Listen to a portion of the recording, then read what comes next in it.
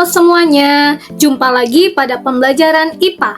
Pada kesempatan kali ini, kita akan membahas materi IPA kelas 8 tentang usaha, energi, dan daya. Simak sampai selesai video pembelajarannya ya. Mari kita mulai membahas materi usaha. Apa itu usaha? Usaha adalah upaya untuk memindahkan suatu benda atau beban pada jarak tertentu. Syarat terjadinya usaha. 1. Ada gaya yang bekerja pada benda. 2. Benda mengalami perpindahan. Jadi, usaha terjadi jika kita berhasil menggeser meja, bukan hanya mendorongnya. 3. Gaya memiliki komponen searah dengan perpindahannya. Lalu, bagaimana menghitung usaha? Usaha dapat kita hitung secara matematis menggunakan rumus sederhana. Rumus usaha adalah W sama dengan F kali S, di mana W adalah usaha dengan satuan Joule, F adalah gaya dengan satuan Newton, S adalah jarak perpindahan benda dengan satuan meter. Nah, sekarang kita coba latihan soalnya ya. Soal pertama, Daniel mendorong lemari dengan gaya 100 Newton hingga lemari bergeser sejauh 2 meter. Berapakah usaha yang dilakukan Daniel? Mari pertama-tama kita menuliskan apa yang diketahuinya. Yang diketahui di sini adalah gaya. Dapat kita tulis F sama dengan 100 Newton. Lalu lemari bergeser. Bergeser artinya mengalami perpindahan. Kita tulis dengan S sama dengan 2 meter. Lalu apa yang ditanya? Ditanya adalah usaha. Usahanya adalah W. Maka rumus W sama dengan F kali S. Jadi di sini kita tinggal memasukkan angkanya saja, di mana F sebesar 100 Newton dikali dengan S sebesar 2 meter. Maka hasil yang didapatkan adalah W sama dengan 200 Joule. Selanjutnya, contoh soal kedua. Diperlukan sebuah usaha sebesar 100 Joule untuk memindahkan lemari besi sejauh 4 meter. Tentukan gaya yang dikeluarkan. Maka penyelesaiannya diketahui adalah usaha. Dapat kita tulis W sama dengan 100 Joule. Lalu, diketahui di soal adalah perpindahannya. Perpindahannya kita tulis dengan simbol S sama dengan 4 meter. Maka ditanya adalah gaya. Gayanya kita tulis F. Maka, rumusnya adalah F sama dengan W usaha dibagi dengan S jarak perpindahan. Maka, kita tinggal memasukkan angkanya saja, di mana W sebesar 100 Joule dibagi 4 meter. Hasilnya adalah 25 Newton. Jadi, gaya yang dikeluarkan sebesar 25 Newton. Bagaimana? Mudah kan? Wow. Selanjutnya, materi energi. Energi adalah kemampuan untuk melakukan usaha atau kerja. Dalam satuan sistem internasional, energi dinyatakan dalam Joule. Bisa kita tulis dengan J. Satuan energi lainnya adalah kalori, dapat dituliskan Kal. Hukum kekekalan energi. Hukum kekekalan energi berbunyi, energi tidak dapat diciptakan atau dimusnahkan, tetapi dapat berubah bentuk dari satu jenis energi ke jenis energi lain. Contohnya adalah energi kimia dari makanan kita, diubah menjadi energi gerak untuk mendorong meja. Macam-macam energi. Energi dapat dikategorikan ke dalam 1. Energi kinetik, 2. Energi potensial, 3. Energi mekanik. Mari kita bahas satu persatu. Dimulai dari energi kinetik.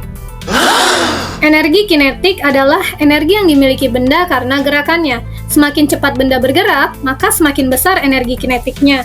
Apabila kita tuliskan ke dalam sistematis, maka rumus energi kinetik EK sama dengan setengah dikali M dikali V kuadrat, di mana EK adalah energi kinetik dengan satuan Joule, M adalah massa benda dengan satuan kilogram, V adalah kecepatan gerak benda dengan satuan meter per sekon. Mari kita coba mulai mengerjakan latihan soalnya ya.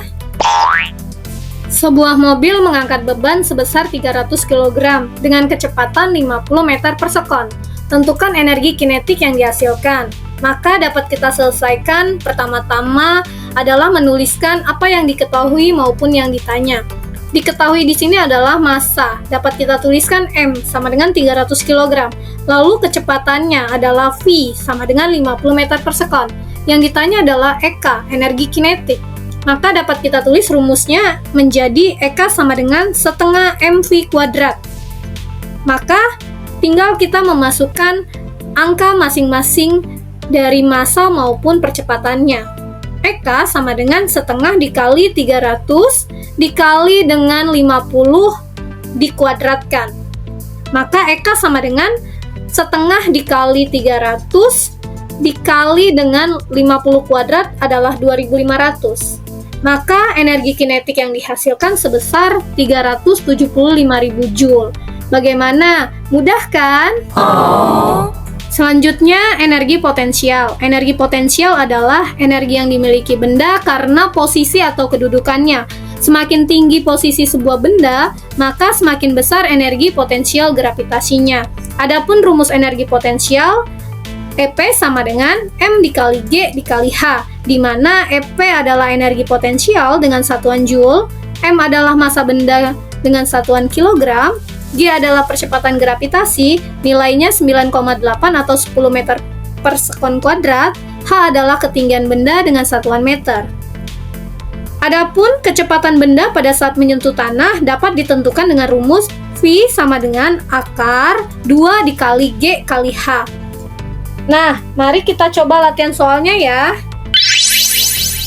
Soal pertama, jika buah seberat 1 kg jatuh dari pohon setinggi 5 meter, tentukanlah energi potensialnya. Pertama-tama, kita akan menuliskan apa yang diketahuinya. Di sini adalah berat atau beban dapat kita tulis menjadi M sama dengan 1 kg. Lalu tingginya dapat kita tulis H sama dengan 5 meter. Lalu kita tulis ditanya EP atau energi potensial. Maka EP sama dengan M kali G kali H. Nah, kita tinggal menuliskan angka ketiganya. EP sama dengan 1 kg dikali 10 meter per second kuadrat dikali dengan 5 meter. Maka energi potensialnya sebesar 50 Joule. Soal kedua, energi potensial sebesar 100 Joule. Dari jatuhnya sebuah batu pada ketinggian 10 meter. Tentukan massa dari batu yang jatuh tersebut. Mari kita selesaikan. Pertama-tama kita akan menuliskan diketahuinya terlebih dahulu. Energi potensial atau EP sama dengan 100 Joule. Lalu ketinggian atau H sama dengan 10 meter. Ditanya di dalam soal adalah massa atau M. Maka bisa kita tuliskan rumusnya menjadi M sama dengan EP dibagi G kali H. Tinggal kita memasukkan angka-angka ketiganya. Massa sama dengan 100 Joule dibagi dengan 10 M per S kuadrat dikali 10 meter.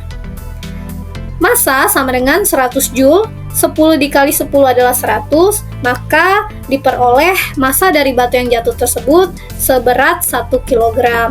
Wah, cukup mudah bukan? Selanjutnya kita membahas energi mekanik. Energi mekanik adalah jumlah energi potensial dan energi kinetik.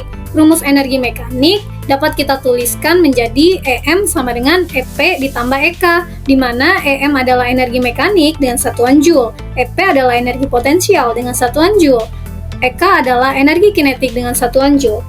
Kali ini kita tidak membahas contoh soalnya ya, karena gampang banget, tinggal kita jumlahkan saja. Wow! Materi selanjutnya, daya. Daya atau dikenal dengan laju energi adalah besar total energi yang dipergunakan dalam setiap detiknya. Rumus daya secara sistematis dapat dituliskan P sama dengan W dibagi T, di mana P adalah daya dengan satuan watt, W adalah energi dengan satuan joule, T adalah waktu dengan satuan second. Mari kita bahas contoh soalnya ya. Soal pertama, sebuah lampu mengeluarkan usaha sebesar 600 Joule dalam waktu 0,5 menit.